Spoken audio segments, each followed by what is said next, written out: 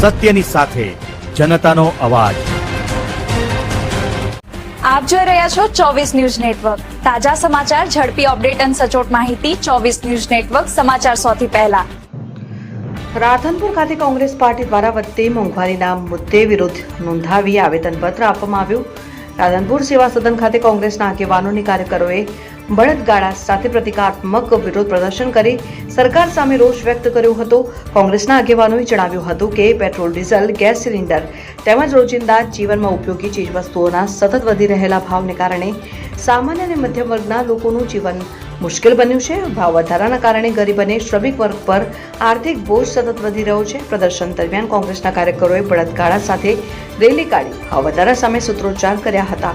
ત્યારબાદ સેવા સદન ખાતે પહોંચી સંબંધિત અધિકારીઓને આવેદનપત્ર પાઠવી ભાવ વધારો નિયંત્રણમાં લેવા અને જનતાને રાહત મળે તેવા પગલાં ભરવાની માંગણી કરવામાં આવી હતી।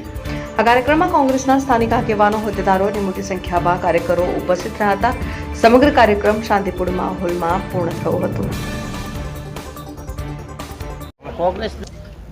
ચોક્કસથી ભારતીય જનતા પાર્ટીની સરકાર, ડબલ એન્જિનની સરકારની વાતો કરવાવાળી આ સરકારે તાજેતરમાં સ્થાનિક સ્વરાજની ચૂંટણી પત્યા પછી તરત જ ડીઝલ અને પેટ્રોલ અને ગેસમાં ભાવ વધારો કર્યો અને ડીઝલ પેટ્રોલના ભાવ વધારાથી ગુજરાતની જનતા ત્રાહિમામ છે।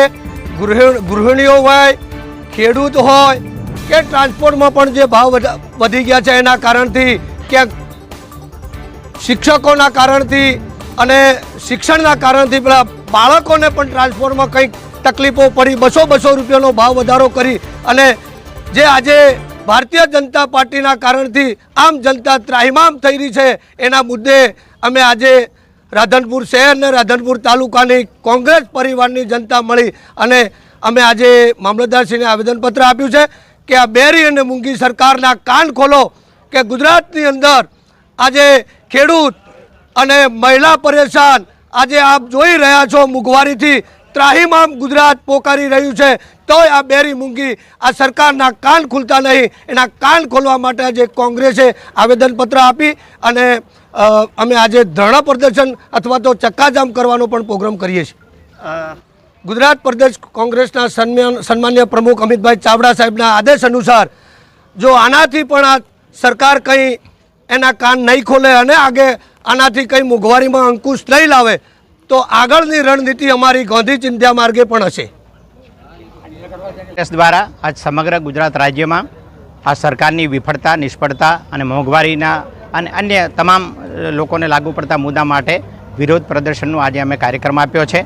અમારે તાલુકા કોંગ્રેસ અને શહેર કોંગ્રેસ દ્વારા આ કાર્યક્રમનું આયોજન કરવામાં આવ્યું છે। ખાસ કરીને જ્યારે આ 5 રાજ્યોની ચૂંટણી ચાલતી હતી ત્યારે અમારા જે એલઓપી રાહુલ ગાંધીએ કીધું હતું કે ટૂંક જ સમયમાં ભાવ વધારો પેટ્રોલ ડીઝલમાં થશે અને એ તરત જ ડીઝલ ને પેટ્રોલમાં ભાવ વધારો થયો। આજે સામાન્ય જનની કમર કચડાઈ ગઈ છે, મોંઘવારીમાં ગૃહિણીનું બજેટ ખોરવાઈ ગયું છે, તમામ વસ્તુમાં ભાવ વધારાને કારણે માણસનું જીવવું દોહેલું થઈ ગયું છે। ત્યારે 30 વર્ષથી ચાલતી આ ભારતીય જનતા પાર્ટીની ગુજરાતની સરકાર અને 14 વર્ષથી ચાલતી આ કેન્દ્ર સરકાર તમામ ક્ષેત્રોમાં નિષ્ફળ ગઈ છે। આ મોંઘવારીનો સેલ્ફ ગોલ એમણે કરેલો છે, કારણ એમાં શક્યતાઓ હતી કે આપણે જો ઈરાન અને રશિયા સાથેના સંબંધો આપણા સારા રહ્યા હોત તો આજે આપણે આ મુશ્કેલાતનો સામનો કરવાનો ના પડ્યો હોત, પણ એમની વિદેશ નીતિ તમામ ક્ષેત્રે નિષ્ફળ ગઈ હતી। ત્યારે આજે સામાન્ય પ્રજાને આ ભોગવવાનું આવ્યું છે। દેશ ઉપર જ્યારે સંકટ આવે ત્યારે હંમેશા સામાન્ય પ્રજા દેશ માટે ઊભો રહે છે, પણ જ્યારે તમે જાતે કરીને આવું સંકટ પેદા કર્યું હોય ત્યારે આનો જવાબ તમારે પ્રજાને આપવો પડશે। સામાન્ય વસ્તુથી લઈને તમારે ઘર વપરાશની વસ્તુ કરો, ગેસ લ્યો, પેટ્રોલ લ્યો, ડીઝલ લ્યો, વિદ્યાર્થીઓને ભણવાની વસ્તુઓ લ્યો, ખેડૂતોના ખાતરની વાત તમે લ્યો, વેપારીઓવાળી વાત કરીએ તો કોમર્શિયલ જે સિલિન્ડર 1100 ને 1200 પહોંચ્યો છે, ત્યારે કોંગ્રેસની સરકાર હતી ત્યારે 350 ને 350 અમે બાટલો લેતા હતા। આજે ડીઝલ, પેટ્રોલ છે, દાળ છે, તેલ છે, એટલું બધું મોંઘું થયું છે કે અમે રસોડા ચલાવવામાં પણ અમને બહુ તકલીફ પડે છે અને આ તકલીફના કારણે અમે આવેદનપત્ર આપ્યું છે। જો સરકાર આ બેરી મોંઘી સરકાર નહીં સાંભળે તો અમે કોંગ્રેસ તરફથી ધરણા કરીશું અને ધરણાથી પણ જો એ નહીં સાંભળે તો અમે આગામી ગાંધી ચિંધ્યા માર્ગે જવા પણ તૈયાર છીએ। અમારી ગૃહિણીઓને શું તકલીફો પડે છે અમને ખબર છે।